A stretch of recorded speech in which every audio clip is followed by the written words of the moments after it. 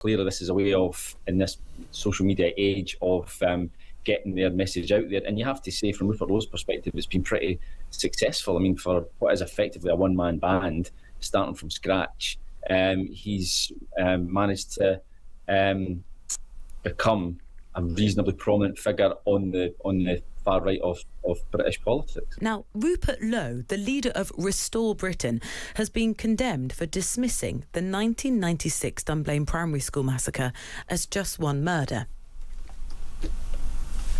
As you probably know, they banned handguns. The 90s, right? In the late 90s, because there was a murder up in Dunblane. One murder. One murder. So everybody, my father used to shoot pistols for Oxford University, and he's dead now, bless him, but he had, all his pistols were taken away. 16 children and their teacher were killed in the shooting.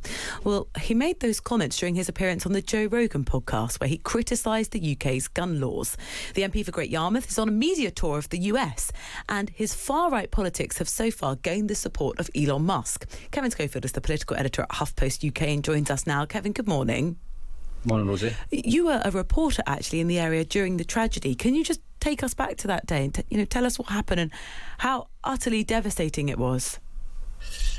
Yeah, so I was a reporter on the Falkirk Herald at the time, and Falkirk is the sort of next town along. Stirling is the town nearest Dunblane, and Falkirk is the next one along. And basically that day, some of the children who were sadly injured in that incident went to Falkirk Royal Infirmary, and I was a junior reporter at the time, and I was sent along to try and make sense of it. It was just a pretty chaotic scene. So yeah, it was a pretty traumatic day, as you can imagine, not least for the families of those poor children who were brutally murdered. So I think for Rupert Lowe to try and dismiss it as just one murder is pretty sickening, really. Yeah, Restore Britain have said since, they said Rupert was clearly referring to one incident.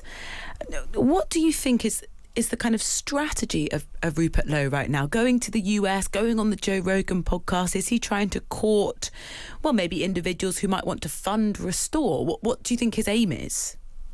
Yeah, well, we've seen this, haven't we, this link between the right wing of British politics leaping into bed with the right wing of American politics. We've seen Tommy Robinson being feted in America. We've seen, obviously, Nigel Farage over there with Donald Trump. He was buddies with Elon Musk at one time. There was talk of Elon Musk giving money to Reform UK. Obviously, that all ended pretty badly. Now Elon Musk supports and promotes Restore Britain. So there is clearly a synergy there between the extreme right, really, in this country. I don't mean Nigel Farage when I say that. I mean more the kind of Rupert Lowe, Tommy Robinson end of the spectrum. And, they have an audience out there, and no doubt they have big money backers as well. And clearly this is a way of, in this social media age, of getting their message out there. And you have to say, from Rupert Lowe's perspective, it's been pretty successful. I mean, for what is effectively a one-man band, starting from scratch, he's managed to become a reasonably prominent figure on the far right of British politics. Yeah, and I wonder how successful do you think his strategy might be? Well, I mean, at the Makerfield by-election, Restore got about 7% of the vote, which doesn't sound like much, but you translate that across the country, and that's an awful lot of votes, and it could be the difference between Reform winning and losing the next election, if it splits that right-wing vote. So I mean, he has been, as I say, for someone who was elected as a Reform MP just a couple of years ago, left the party and then set up his own operation. He's been, on his terms, I think pretty successful. Kevin, thank you very much. Kevin Schofield, political editor of HuffPost UK.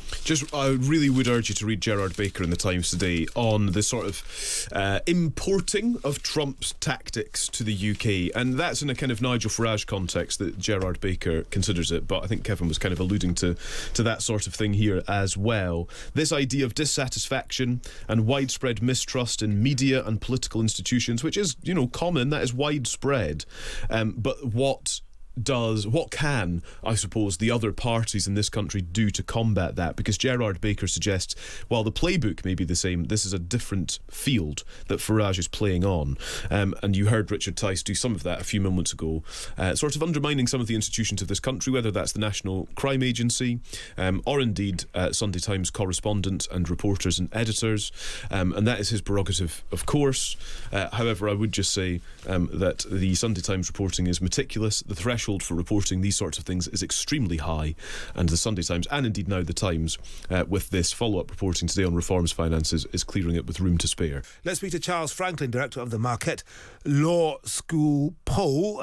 Charles, welcome to the programme. Good to be here. Thank you. Now, these comments have been greeted with outrage from bereaved families and indeed politicians. I mean, this appalling incident took place 30 years ago, but we all remember it, those of us who are old enough. How much reaction has there been in the US to this? So far, as I can tell, there hasn't been a US reaction. I checked the UK news sites and saw exactly what you're talking about. Then when I checked US websites, the New York Times, the Washington Post, the Wall Street Journal, I found so far no mention of that appearance at all. This is maybe not shocking given our inward-looking attention here, but I think it's a much bigger story there and is making little impression here. I think the broader picture, though, of what Lowe painted as the picture of Britain on that podcast, that is more consequential, and we can get into that. But I think the comment specifically about Dunblane is not resonating in the public here yet. Now, maybe tomorrow it will get more coverage, but it didn't get that immediate coverage today. Well, let's see, Charles, because I can reel off the top of my head mass shootings, including those at schools, going back years in the States. Columbine, of course, Sandy Hook, Virginia Tech, Uvalde, down in Texas. Do people in the US not know about Dunblane? You're old enough, I think, to remember when it happened, because it's so rare here in the UK. It gets reported around the world, but has it faded from memory?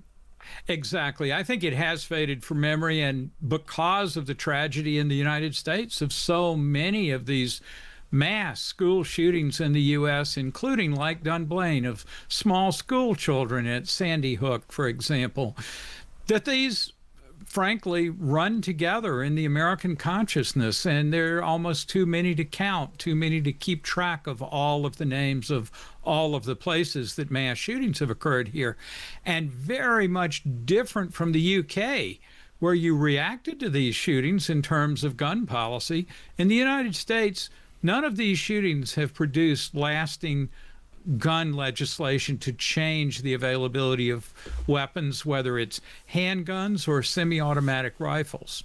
And Charles, Rupert Lowe is the latest politician to attack Britain, pitting it as a tyranny where you get thrown into jail routinely for hurting people's feelings on social media, where Sharia law is rampant, where London has fallen, where there's a two-tier police service that's discriminating against white people and promoting minorities. Now, how much of this stuff is getting reported, and how much do people believe?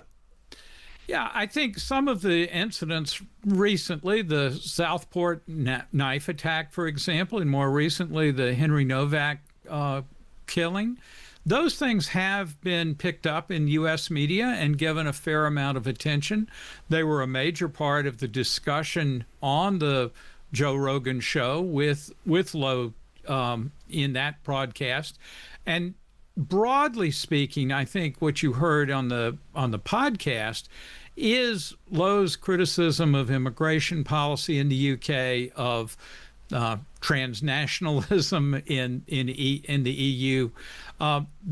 Especially the immigration stuff does resonate with Americans, where we have our own immigration issues, including, of course, President Trump's attempt to deport very large numbers of immigrants in the U.S. And how much impact is this having on the American view? I'm talking about ordinary everyday Americans, not people in the White House bubble, their view of the UK. Because, of course, we see ourselves as cousins across the Atlantic. 4 million Brits make trips to you. 4 million Americans come over here each year. Although I'm just wondering, Has that been impacted? Have the numbers gone down, do you think? The public's view of Great Britain remains quite positive in very recent polling. 70% say they have a favorable view of the UK. That's higher than France or Germany, for example, a little bit lower than Japan. That's interesting. There is a bit of a party split. Democrats are more positive, 77% versus Republicans, 65%. But I think a lot of that is being driven by Trump's trade rhetoric and tariffs rhetoric and defense rhetoric now from the NATO summit, for example, which has pushed down Republican favorability to basically all European countries, but including the UK.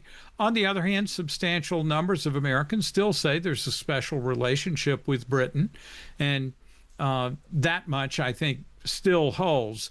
But there is some shifting of opinion, but I think it comes more from Trump and his international criticisms than it does from specific recent events within the UK.